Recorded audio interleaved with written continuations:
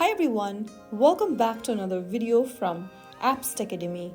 Today in this video, I'm going to guide you through how to turn off screen lock on Signal. To turn off the screen lock on your Signal application, first of all, open up the Signal app on your mobile device and make sure that you're logged into your account.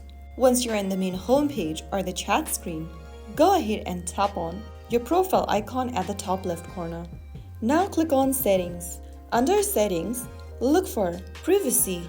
Inside Privacy, scroll down to App Security, and if you want to turn off Screen Lock, toggle off the button right next to Screen Lock, and this will instantly turn off the Screen Lock feature on your Signal app.